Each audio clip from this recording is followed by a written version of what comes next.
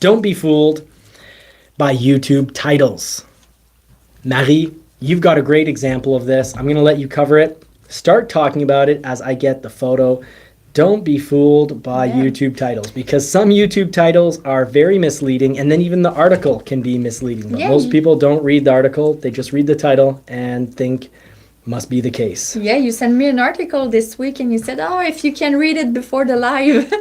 And tonight I was reading it this today at the job during my break lunch, and I was like, what's that article? What's important in it? I'm not sure to understand. So I talked about it to you tonight, and I said the title said that the Bronco is not good for any long road trip.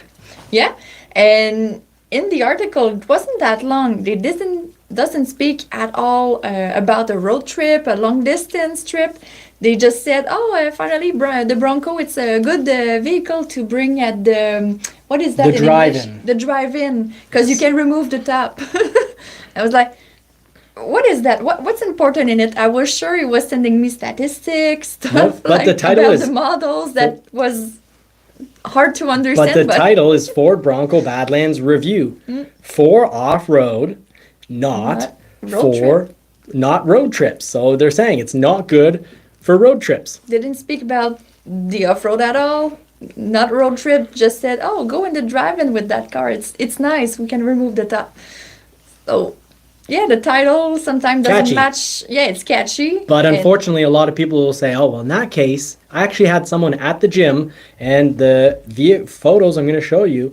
They own this Jeep. They bought this Jeep, but they fell for the YouTube titles like this one. This wasn't out yet, but they said that they didn't buy a Bronco because, basically they're on YouTube and they're like, oh, well, everybody says appeal to majority. Unfortunately, YouTube, with all these wild and wacky titles, has people create even an incorrect appeal to majority, because your brain averages out those titles. They're all super negative and sometimes way off.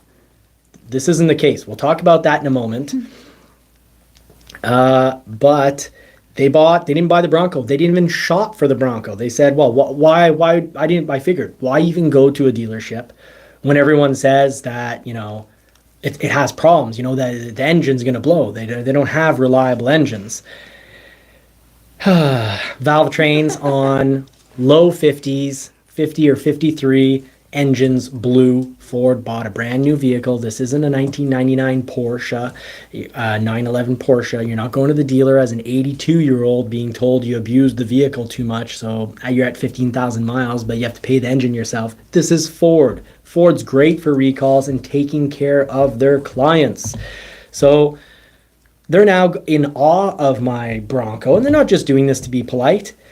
I parked beside them to say, hey, I parked beside you so you could see the difference in color. Look, I'm bigger. No, I said it's to show you how beautiful your color is. It's similar to mine. You've got a great Jeep there with its plug-in option, and I love the idea of having a plug-in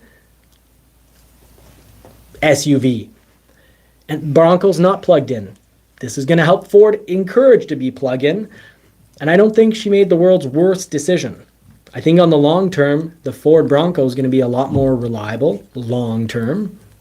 No matter what, it's going to be a whole lot more comfortable seating wise and a lot more powerful, because this isn't a 392. It's, mind you, the 4XE plug-in engine has a ton of torque, but you're getting it up at 4,000 RPM. So I love the Bronco. You just barely touch the pedal. You're at 2,000 RPM and you've got instant torque coming right on. I love this engine.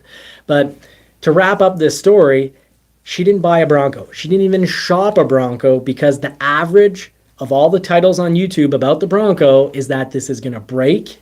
It's impossible to get.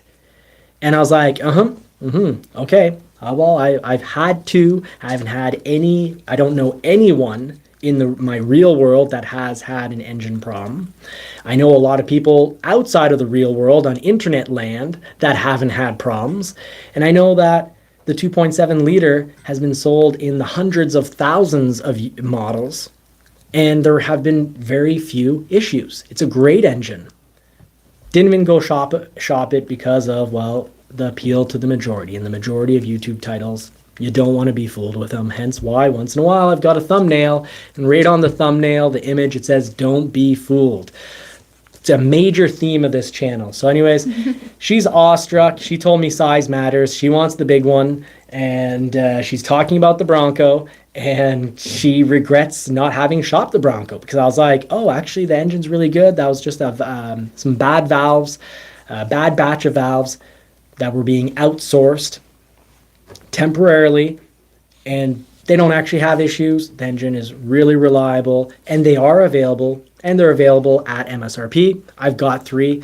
How long have you had your Jeep? And she's like, oh, a few weeks. And I was like, oh, okay, well, you can't trade your Jeep after a few weeks.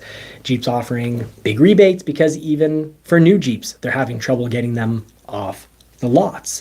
But Jeeps do have generally, historically, have had good resale, very good resale. But still, a Jeep that's only 3-4 weeks old, you're going to lose on the trade-in. So she wants the big one. She regrets not having shopped and bought a Bronco.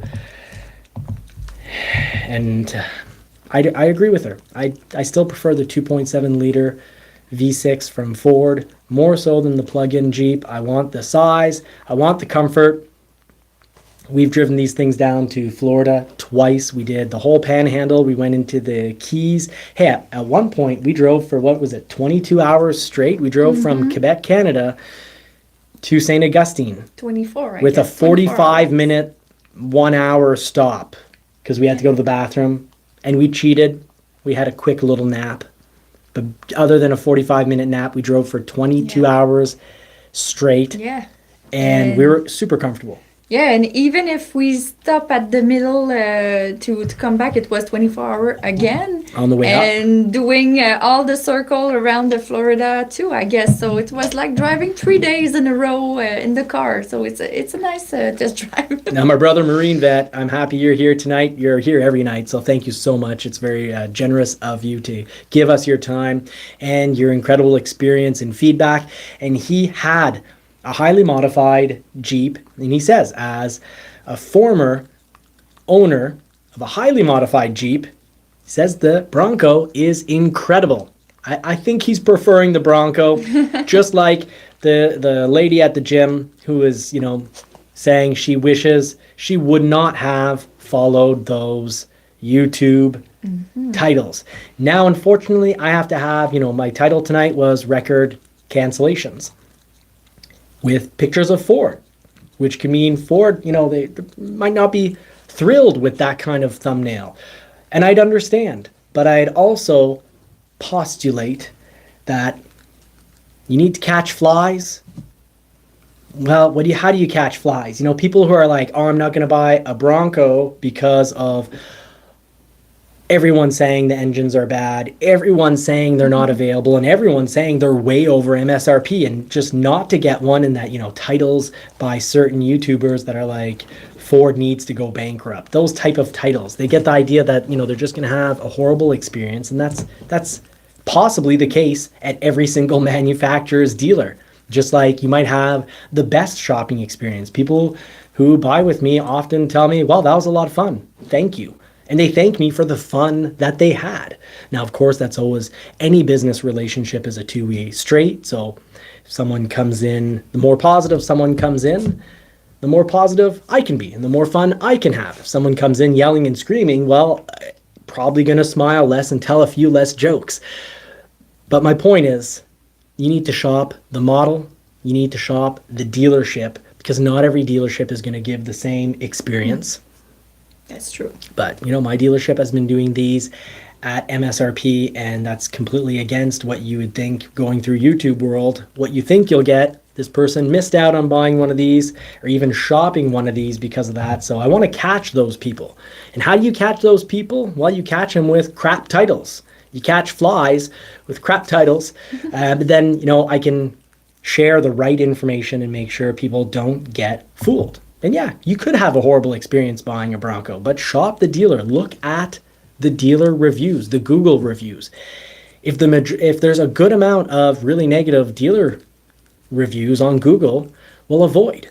And do realize that even, out of 1,000 shoppers, It's like the population in a society. You'll have some people that just are always mentally unwell, and no matter what, they're going to be unhappy, and there's just nothing you can do about it. Well, that's just part of life. So you need to sort of look at the majority of the reviews and look at what the majority of the people are saying. And yes, that is a bit of an appeal to majority, but what other data can you collect from dealership experience? So I think that's how I would do it. Well said. Now, for Don't Be Fooled, in regards to YouTube titles, and don't be fooled on the Ford Bronco, whether it's a 2023 or a 2024, you can get these at MSRP. Your order might not take 2 years. Our last order, this one here, a Wild Track, took 3.5 months. And yes, It was surprising. dealer allotment. From what I've said from day one, shop your dealer, ask. The big question to ask them is, how many people do you have on your waiting list for X model? So for the Bronco, you ask, for the Bronco, how many do you think you'll get this year? Oh, you think you're going to get 10. Cool. So how many do you already have on order? If they say 25, you've got yourself a long wait. If they say 3, next question you want to ask is, well, if I order, will you sign my purchase order or lease, my purchase offer or lease offer? And will you sign my build sheet? And if they say yes, well, that means the price you see is the price you're going to get. And then you've got great. Then you've done the first 2 initial important questions, and then you can enjoy and relax and ask questions and have fun with the And experience. just wait for it. And just wait for it.